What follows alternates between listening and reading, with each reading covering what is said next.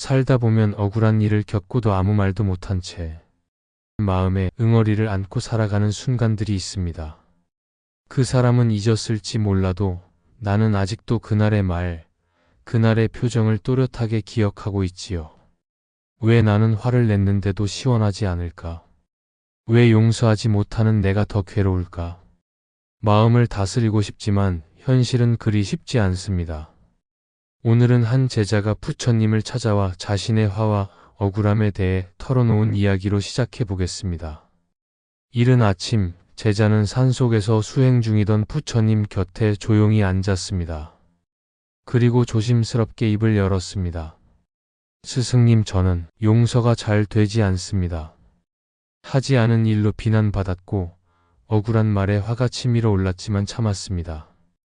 그런데 이상하게도 마음은 점점 더 괴롭습니다. 부처님께서는 조용히 제자를 바라보시며 말씀하셨습니다. 화를 참는다고 다 끝이 아니니라. 마음에서 내려놓아야 평온이 깃든다. 제자는 의아해하며 물었습니다. 저는 분명히 참고 아무 말도 하지 않았습니다. 그런데 왜 마음이 이렇게 무겁고 불편한 걸까요? 부처님께서는 연못가로 걸어가시며 조용히 말씀하셨습니다. 화를 억누르면 그것은 마음속에서 썩기 시작한다. 참을성은 첫걸음이지만 진짜 평정심은 감정에 휘둘리지 않는 마음이다. 그리고 무집착은 그 감정을 움켜쥐지 않고 흘려보내는 것이다. 그리고 작은 돌 하나를 연못에 던지셨습니다. 이 돌이 내 화라면 움켜쥐고 있는 한 마음은 무겁고 고통스럽다. 하지만 던져보아라. 파문이 일더라도 곧 고요함이 찾아올 것이다. 그는 이어 말씀하셨습니다. 참을성은 감정이 격해질 때 즉시 반응하지 않고 잠시 멈추어 기다리는 마음이다. 평정심은 바람 앞에서도 흔들리지 않는 나무와 같고 무집착은 지나간 바람을 억지로 붙잡지 않는 지혜다. 제자는 고개를 끄덕이며 말했습니다. 스승님, 저는 아직 그 바람에 흔들리는 나무입니다. 부처님은 고요한 미소로 답했습니다. 그래서 수행이 필요한 것이다. 흔들리는 나무는 시간이 지나며 뿌리를 내리고 결국은 바람에도 꺾이지 않게 되느니라. 제자는 깊이 고개를 끄덕이며 물었습니다. 그렇다면 저는 어떻게 그 감정을 흘려보낼 수 있습니까? 부처님께서는 다음과 같이 3가지 실천법을 알려주셨습니다. 첫째, 호흡 명상. 감정이 올라올 때 멈추고 깊게 호흡하라. 호흡을 가다듬으면 마음이 가라앉는다. 둘째, 관세음보살 연불. 화가 치밀 때 자비로운 마음을 되새기며 관세음보살을 부르라. 자비는 분노를 녹이는 가장 큰 힘이다. 셋째, 긍정의 언어 습관. 마음이 괴로울수록 이 또한 지나간다. 나는 고요하다 같은 말을 스스로에게 속삭이라. 말은 마음의 방향을 바꾼다. 그리고 부처님은 마지막으로 덧붙였습니다. 이 3가지는 마음을 다스리는 열쇠이자 분노라는 문을 여는 평온의 열쇠니라. 며칠 후 제자는 다시 부처님을 찾아와 말했습니다. 스승님, 저는 가르침을 따르고자 노력하고 있습니다. 그런데도 감정이 올라올 때는 여전히 힘이 듭니다. 용서하고 싶은데 자꾸만 억울함이 올라옵니다. 부처님께서는 조용히 차를 따르며 말씀하셨습니다. 뜨거운 차를 마시기 위해 우리는 식을 때까지 기다린다. 화도 마찬가지다. 뜨거울 때 바로 입에 대면 화상을 입는다. 감정도 식을 시간을 주어야 하느니라. 제자는 고개를 끄덕이며 다시 물었습니다. 그럼 저는 감정을 억누르는 것이 아니라 기다리는 것입니까? 그렇다. 참는 것이 아니라 기다리는 것. 지나갈 시간을 주는 것. 그것이 참을성이고 그것이 진짜 다스림이다. 그는 덧붙였습니다. 그리고 그 시간이 지나면 그 감정은 처음보다 훨씬 작아져 있을 것이다. 그것이 흐름이다. 그것이 자연이다. 부처님께서는 제자에게 씨앗 하나를 주며 말씀하셨습니다. 이 씨앗을 심으면 열매가 맺겠지. 감정도 그러하다. 화를 품으면 또 다른 화가 자라고 분노는 다시 고통을 부른다. 그리고 작은 들꽃을 가리키며 말했습니다. 저 꽃을 보아라. 바람이 불어도 비가 와도 그 자리에 피어난다. 원망도 미움도 없이 그저 감사함으로 존재할 뿐이다. 너도 그런 마음을 길러 보아라. 감사함은 화를 녹이는 빛이다.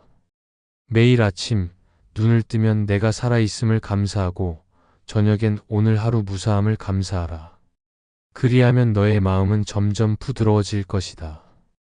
제자는 깊이 고개를 숙이며 말했습니다.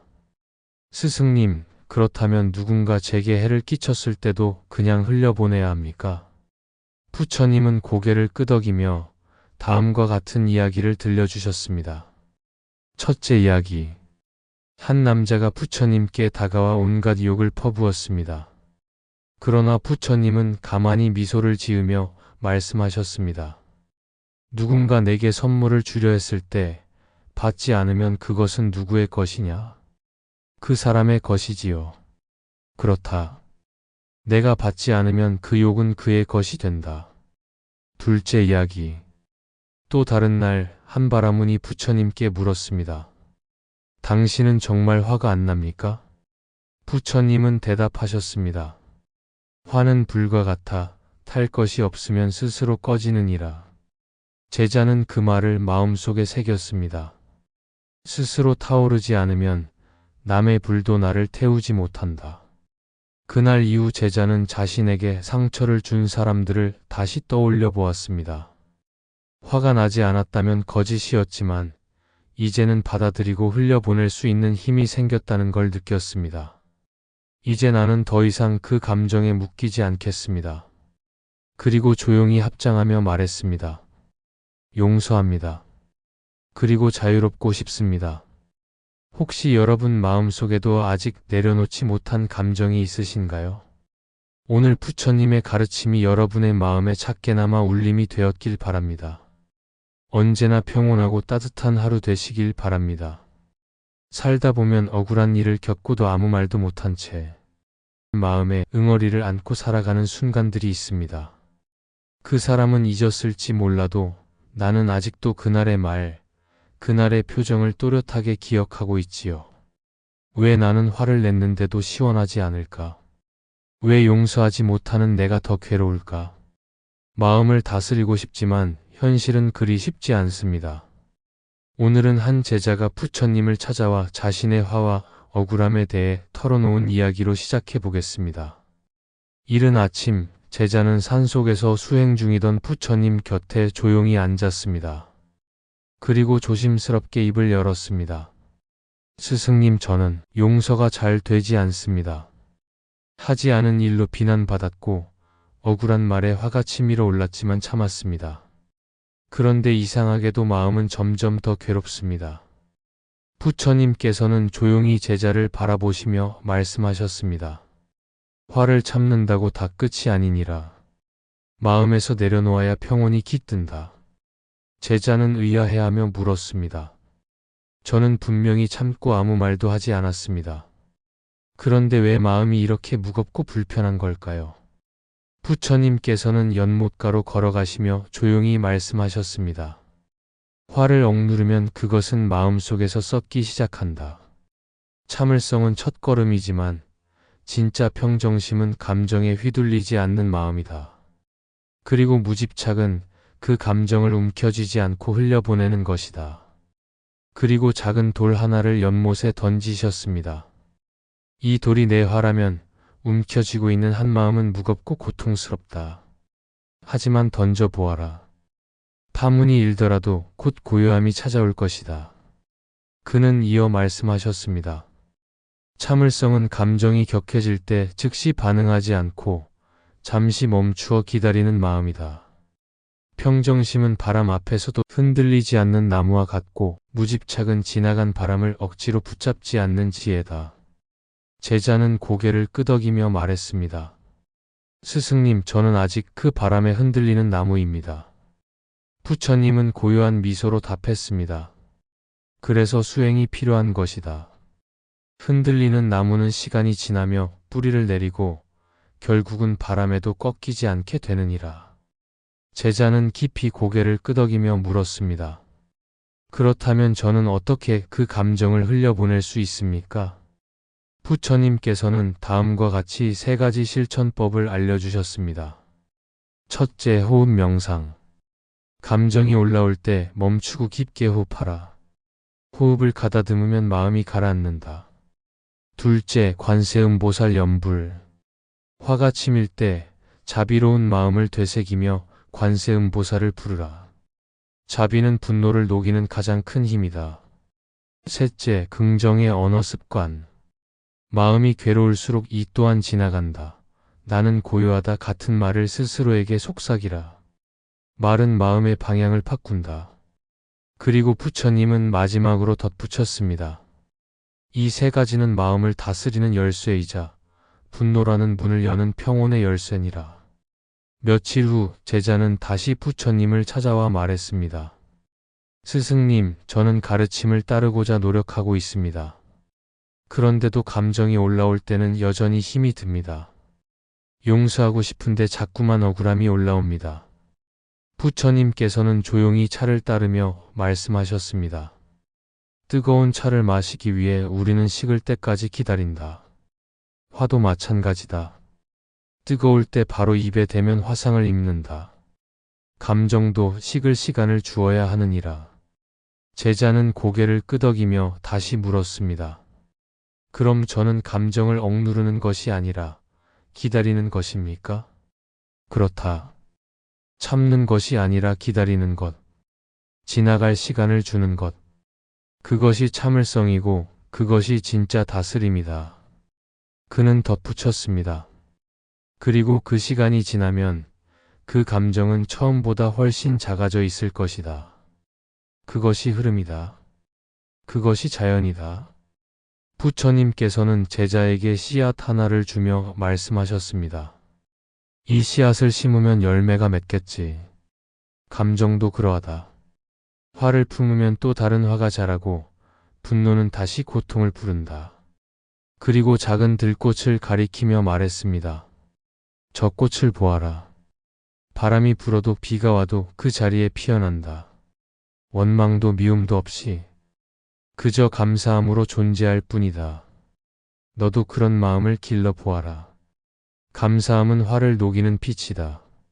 매일 아침 눈을 뜨면 내가 살아있음을 감사하고 저녁엔 오늘 하루 무사함을 감사하라.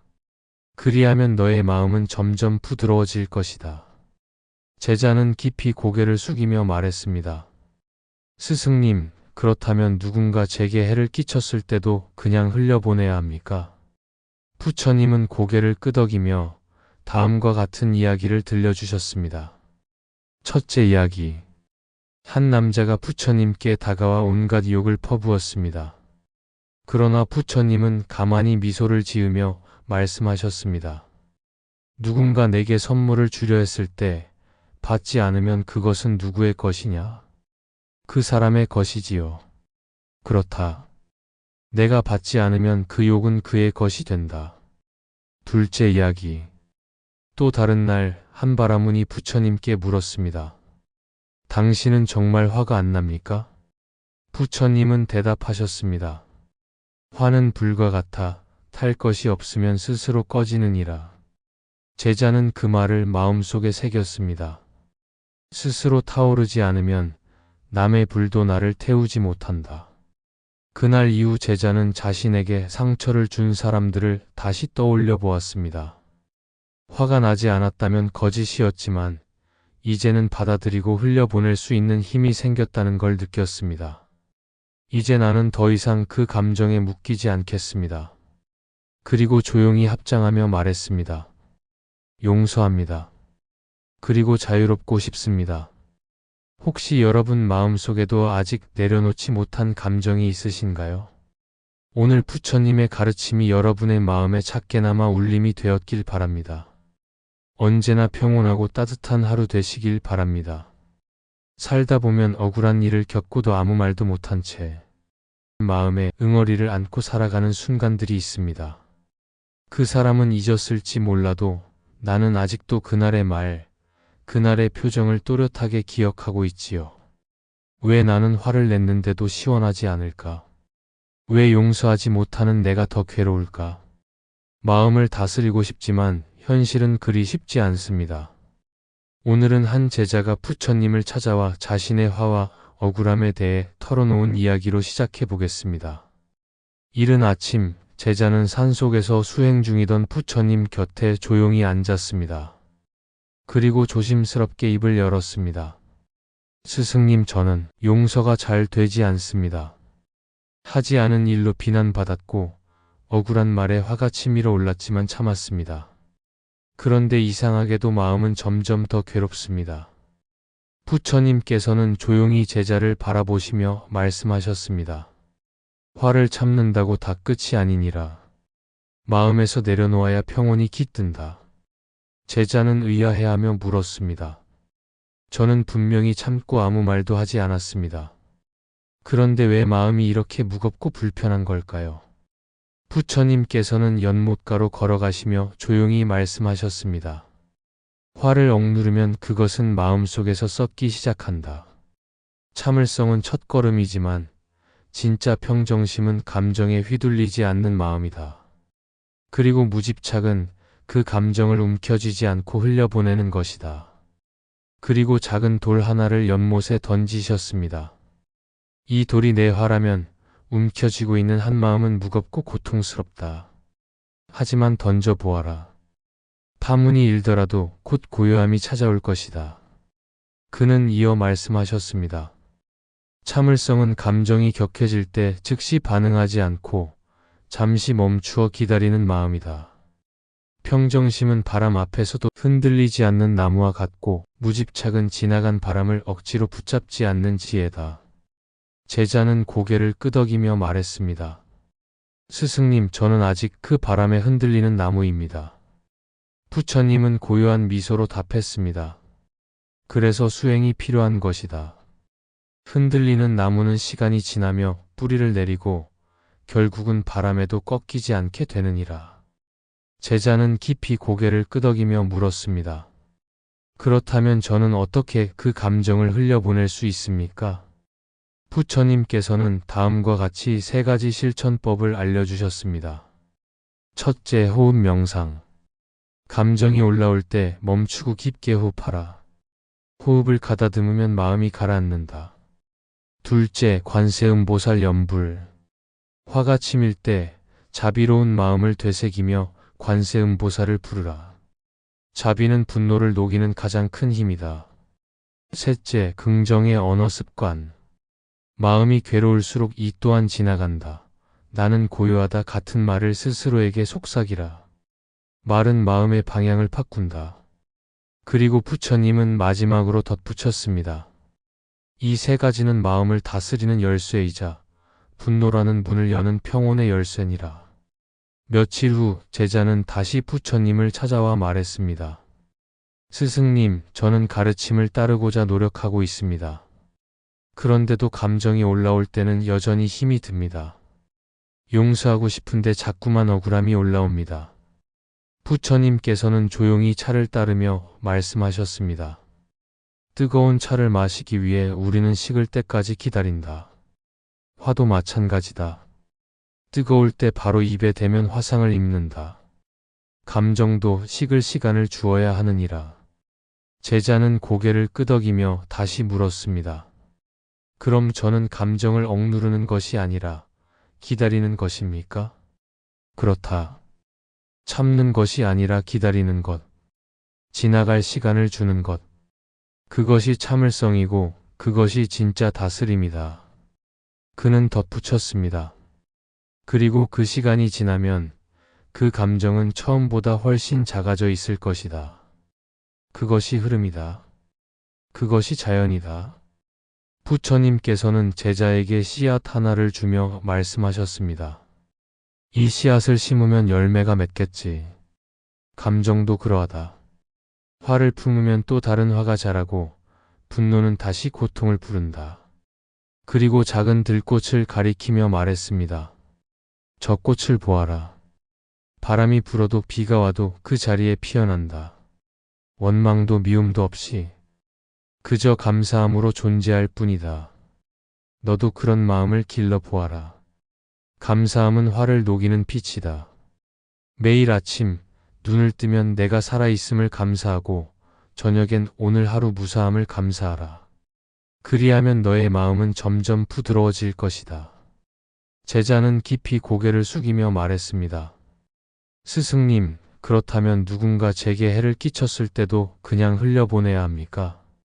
부처님은 고개를 끄덕이며 다음과 같은 이야기를 들려주셨습니다. 첫째 이야기. 한 남자가 부처님께 다가와 온갖 욕을 퍼부었습니다. 그러나 부처님은 가만히 미소를 지으며 말씀하셨습니다. 누군가 내게 선물을 주려 했을 때 받지 않으면 그것은 누구의 것이냐? 그 사람의 것이지요. 그렇다. 내가 받지 않으면 그 욕은 그의 것이 된다. 둘째 이야기. 또 다른 날 한바라문이 부처님께 물었습니다. 당신은 정말 화가 안 납니까? 부처님은 대답하셨습니다. 화는 불과 같아 탈 것이 없으면 스스로 꺼지느니라. 제자는 그 말을 마음속에 새겼습니다. 스스로 타오르지 않으면 남의 불도 나를 태우지 못한다.